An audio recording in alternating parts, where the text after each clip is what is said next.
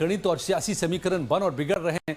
News agency PTI के सूत्र बताते हैं कि महाराष्ट्र के डिप्टी सीएम अजित पवार की एनसीपी ने पुणे नगर निगम चुनाव में कांग्रेस से हाथ मिलाने की संभावना पर बात की है।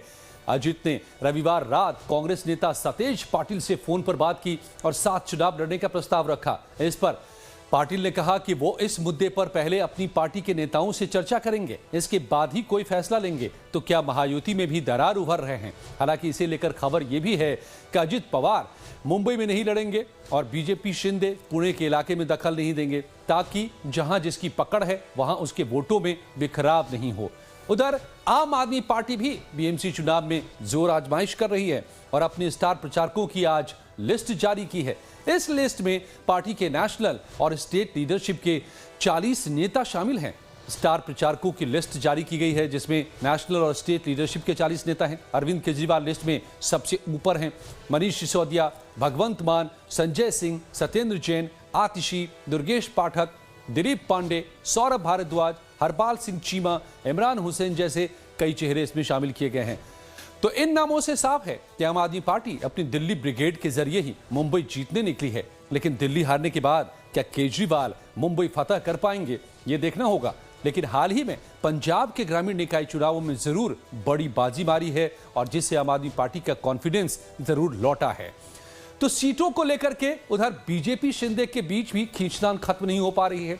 कल शाम सीएम फडणवीस और डिप्टी सीएम एकनाथ शिंदे के बीच में बैठक भी हुई, लेकिन सीटों का पेच सुलझ नहीं पा रहा है। एकनाथ शिंदे की शिवसेना ने आज फिर बड़ी मांग कर दी और कहा कि विधानसभा वाला सीट शेयरिंग फॉर्मूला ही बीएमसी चुनावों में भी लागू हो और शिवसेना शिंदे गुट को 90 से 100 सीटों की उम्मीद है। इसे लेकर एकनाथ शिंदे की शिवसेना नेता संजय निरुपम ने बड़ा बयान दिया है, सुनिए। देखिए, जब चुनाव होते हैं और कई पार्टियां मिलकर जब गठबंधन करती हैं तो सीट शेयरिंग के लिए बैठकें होती हैं और होनी भी चाहिए। और सभी पार्टियों की ऐसी अपेक्षा होती है कि उसको ज्यादा से ज्यादा सीट मिले ताकि वो ज्यादा से ज्यादा कार्यकर्ताओं को अकोमोडेट कर सके। तो बीजेपी ज्यादा सीटें चाह रही है, हम भी ज्यादा सीटें चाह रहे हैं। बीजेपी भी गलत नहीं, हम भी गलत नहीं है। और इसमें से कहीं ना कहीं बीच का रास्ता निकलेगा और उसी के लिए चर्चा होती है। तो वो चर्चा चल रही है। आने वाले 1-2 दिनों में निश्चित तौर पर 30 तारीख से पहले फैसला हो जाएगा। तो पेच सीटों को लेकर के जरूर फंसा है, लेकिन तेवर में तलखी नहीं है और यही दिखा बीजेपी के साथ भी। शिंदे गुट के साथ सीट शेयरिंग के सवाल पर बीजेपी खुलकर फिलहाल कुछ भी बोलने को तैयार नहीं है। बीजेपी के नेता राम कदम से जब यह सवाल किया गया तो सुनिए उनका जवाब। देखिए, तीनों नेताओं में, शीर्षस्थ नेताओं में हमारे महायुति के बिल्कुल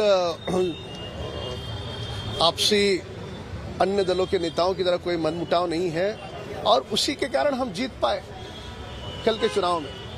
और इसलिए अभी आने वाले चुनाव में सीटों का बंटवारा ये हमारे लिए प्राथमिकता नहीं है। जीत के फिर से आना ये प्राथमिकता है। तो इसके लिए तीनों नेता बैठ करके इस प्रकार की योजना होगी कि तीसरे को घुसने नहीं देंगे। तो योजना बन रही है, लेकिन बयानों से साफ है कि सीट शेयरिंग का मामला फिलहाल नाजुक दौर में है। अभी कुछ भी बोलना सब कुछ बिगाड़ भी सकता है, इसीलिए चाहे वो शिंदे गुट हो या बीजेपी, संभल कर ही अपनी बातें सामने रख रहे हैं।